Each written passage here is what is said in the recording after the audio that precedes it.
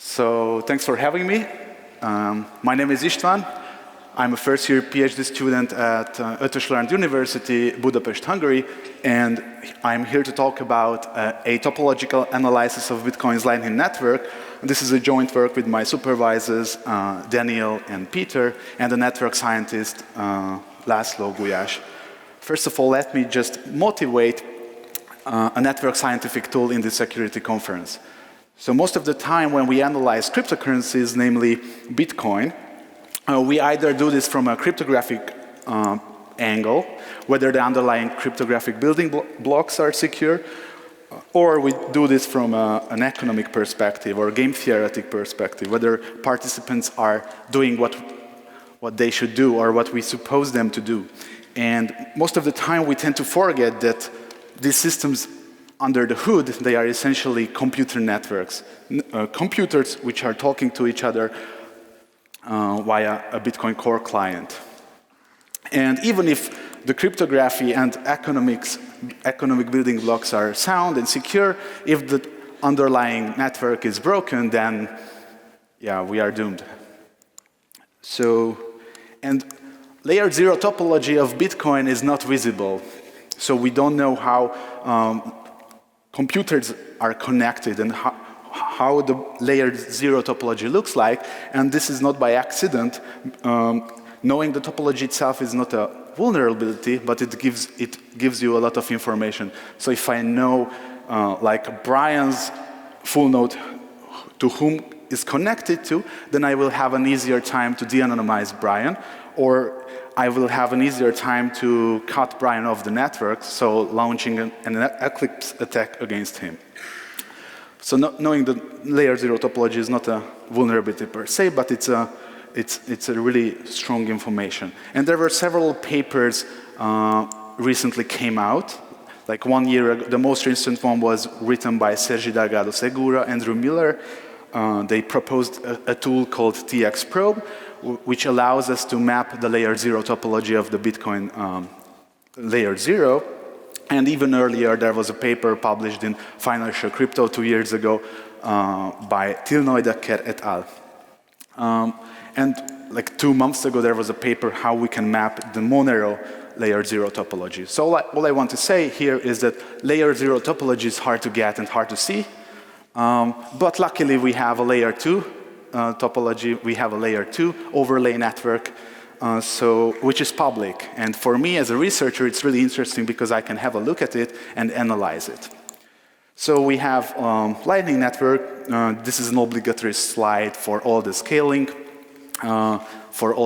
panels. So we all know that Bitcoin is 4 orders of magnitudes slower than a Visa or a MasterCard. And the question is how can we scale Bitcoin, because we would like to achieve mass adoption, right? And I will not go into the cryptographic building blocks or details. I would like to just give you a bird's view how a payment channel looks like. So you can think of it conceptually as a string, and along these strings there are beads. So if you have ever been a kid, you might remember how an abacus works. So all we can do here is just move beads from one side to the other side, and that's a transaction.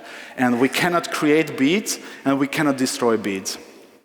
And why is this a scaling solution? So in order to create a payment channel, we need an on-chain transaction, and then locally we can issue several transactions. And once we would like to close this payment channel, it requires again an on-chain transaction. So note that here we issued multiple transactions, but only 2 of these transactions hit the main chain. So this is indeed a scaling solution. And the great insight of Lightning Network is that we can route payments along these edges. So let's say Bob has a payment channel with Alice and Carol, then Alice can send funds to Carol through Bob in an atomic way without any counterparty risk. So I assume most of you know what is the hash time lock contract and how it works. If no, I'm happy to talk about it, or just ask roast beef after the panel. So just accept the fact that we can route payments in an atomic way without any counterparty risk. That's all you need to know in order to understand my talk. And at the end of the day, we will end up something like this. So there are lots of nodes and an edge. So we can model the Lightning Network as a multi-graph, as a weighted graph, where nodes are people, organizations, and edges between these nodes are payment channels. And the weight on the edge is the capacity of that payment channel. Okay?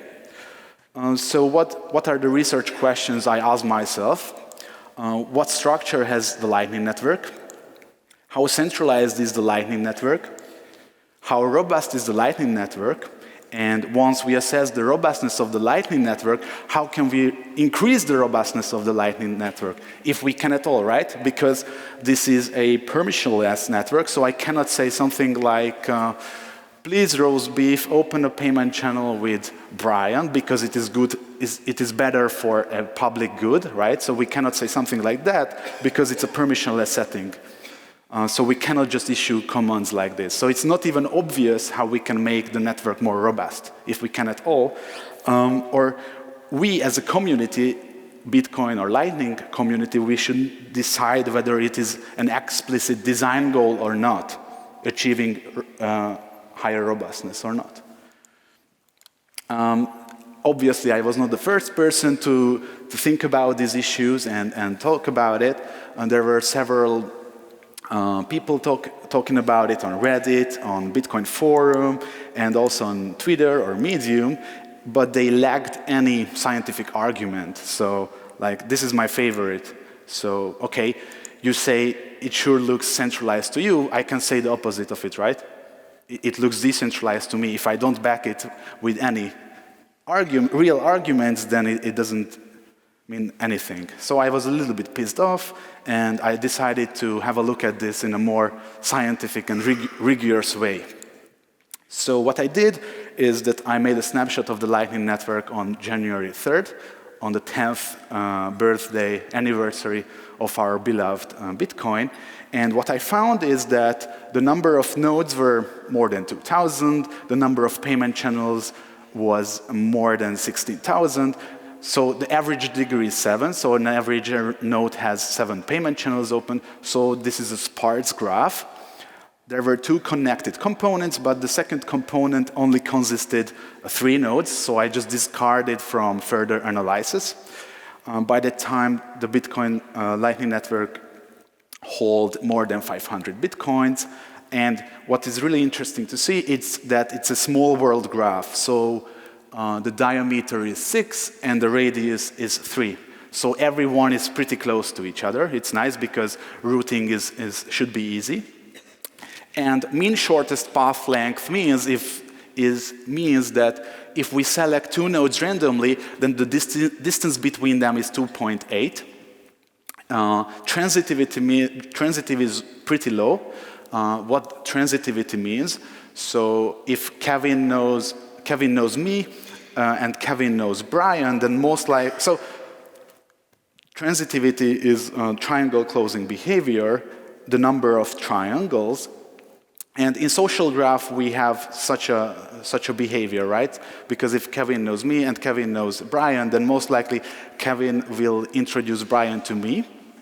So in social graphs, there is a triangle closing behavior or transitivity, but in Lightning, there is no financial incentive to do that, right? So if Bob has a payment channel with Alice and Carol, there's no financial incentive for Alice to open a payment channel with Carol. So obviously, we will not have in Lightning Network these local structures like triangles. So it's not that surprising that transitivity is quite low. And degree assortativity is negative, meaning it already suggests something. Negative degree assortativity means that nodes tend to connect to dissimilar nodes. So if a node has a few payment channels, then it will most likely connect to a node which has a lot of payment channels. And so let's have a look at the degree histogram.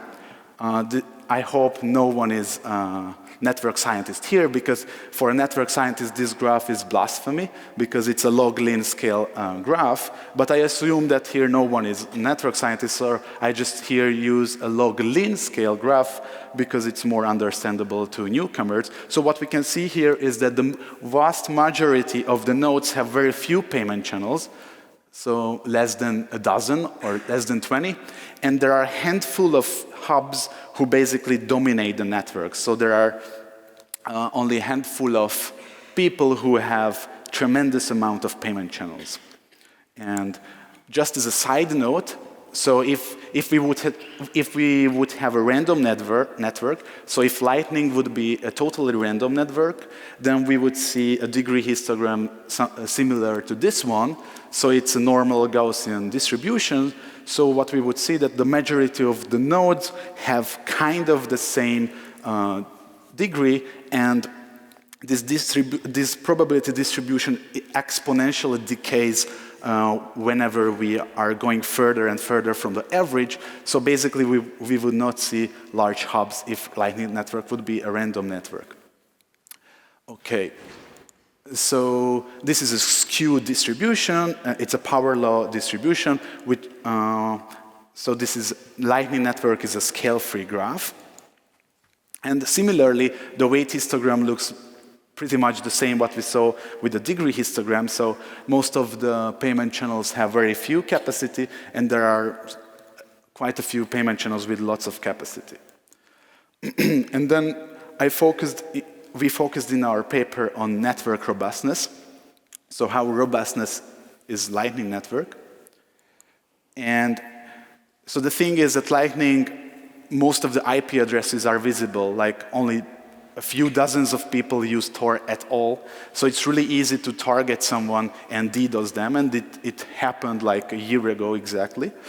So modeling targeted attacks is not far from reality. And what we did here is that we removed high-degree nodes one by one and the corresponding payment channels from the graph, and measured how many connected components were after removal of these nodes. And what we found is that if we remove the 30 highest degree nodes, we will see more than 400 connected components, meaning that 400 people will be just cut off from the network, and they cannot use Lightning Network anymore if there's a targeted attack. Let me just quickly, informally introduce percolation threshold. Percolation threshold is a classical measure to assess network robustness.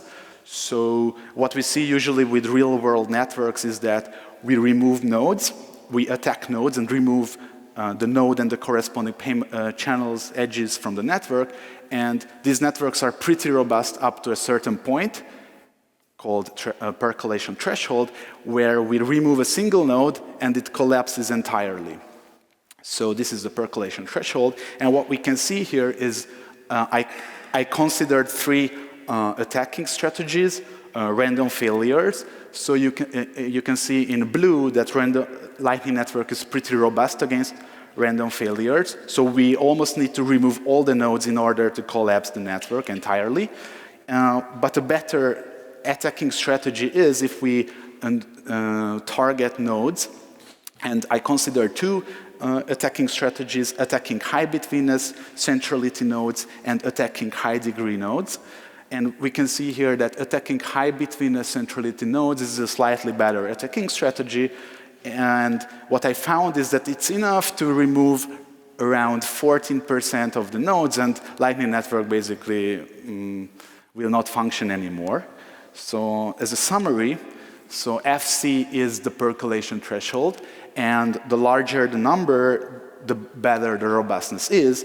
And here there are other, so here I show also the percolation threshold for other real-world networks, like biological networks or internet, World Wide Web, US power grid, etc. So you can see that Lightning Network is pretty robust against random failures. This is not that surprising, because whenever we remove randomly a node, most likely we will just remove a node from the periphery with very low number of payment channels, so it does not really affect connectedness, right? But on the other hand, if we remove nodes in a targeted fashion, then we can remove all those influential nodes who contribute really much to the connectedness. So here you can see that Lightning Network is not that robust against targeted attacks in comparison with other real-world networks. And moreover, when we face a targeted attack, what we would see is that the mean average shortest path length increases dramatically. So in the original graph, we saw if we select randomly 2 nodes, there's distance between 2.8 between them. But if we remove 30 high-degree nodes, this number would increase dramatically to 3.3. So we will have a harder time to route payments in the face of a targeted attack. Okay.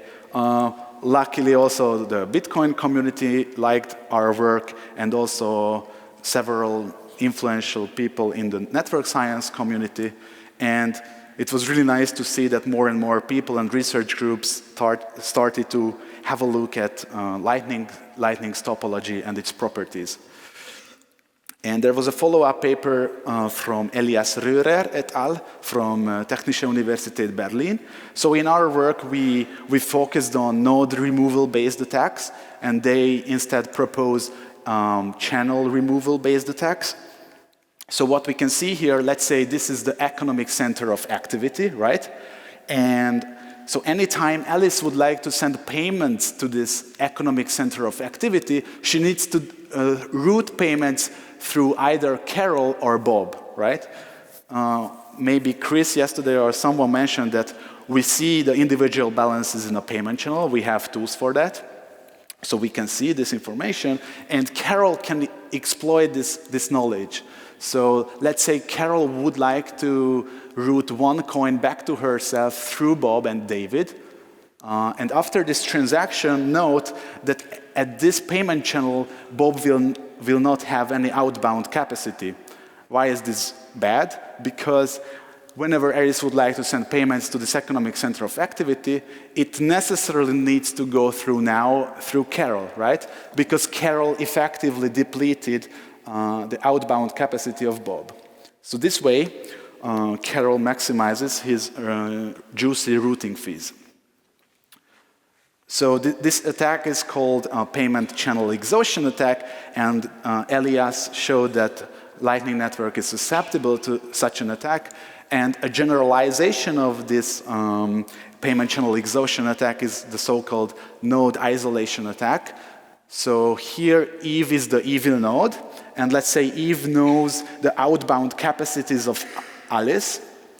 So let's say 3 and 8 and 10. So Eve can just ask Alice that please send 3 transactions, 3 to this guy, 8 to that guy, and 10 to that guy. And after these 3 transactions, Alice will not have any outbound capacity. Why is this bad? Because now Alice cannot route payments in the Lightning Network. Alice cannot send any funds. So Alice kind of isolated in the Lightning Network, and to be honest, Alice now is a useless participant in the Lightning Network. He cannot contribute to any activity. And Elias showed that Lightning Network is susceptible to such an attack. Okay, and what I and our research group is working on currently is, so what I did is basically I made a snapshot, a photograph of the Lightning Network, and argued about several properties only looking at this single snapshot. And what now we are doing is that instead of just creating a single photo or snapshot, now we can create several snapshots or even a video how Lightning increased from its infancy to now it's kind of a teenager, let's say. So here you can see how the number of payment channels increased in green and how the capacity changed. Here it's a nice graph on how the average degree increases over time. So the network luckily densifies, And I have even a nicer graph where you can see that as long as the average degree increases, obviously the diameter of the graph decreases. So yes. And here you can see that the mean average shortest path length doesn't really change over time. So routing does not get any better, but any worse. And also the robustness of the network is kind of constant over time. And so it's really nice because now we have all the data to analyze the dynamics of the Lightning Network, and we can really see and predict how the network will grow. What's the pace of the growth of the network? So if you are new to Lightning Network and want to learn about it, I really suggest, first of all, there's a really nice write-up by René Picard on the Bolt specification. It's a more condensed and more understandable version of the Bolt specification. I really encourage you to have a look at it. This is the follow-up paper from Elias Rohrer. These two papers are on how to map the layer 0 topology, which is really hard. And as far as I know, they only tried out their tools on the testnet, so we still don't really know how the mainnet topology looks like. It would be really interesting to see that. I really encourage you, if you have time or capacity, to do that. And yeah, so if you are really new to any kind of layer 2 technologies, off-chain technologies, recently came out a systemization of knowledge paper by Patrick and Arthur. That's also a nice place to start. And if you're particularly interested in our paper, then on arXiv you can read it.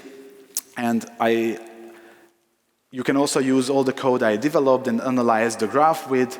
So I encourage you to use it, and yeah, let's have a look at it. With that, thank you, and I take questions if there's any.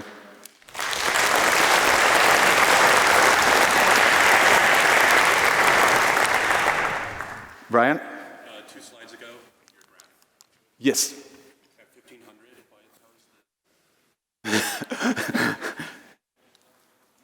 It's a permissionless network. You can do whatever you want. That's the beauty. But good point. Yes. Question about, thanks for your talk, by the way. Question about sort of self-healing capacity of the network. So if you knock out one node, how many new channels do other nodes need to make to get sort of to the same properties? That might be an interesting one to measure. Thank you. I will do that.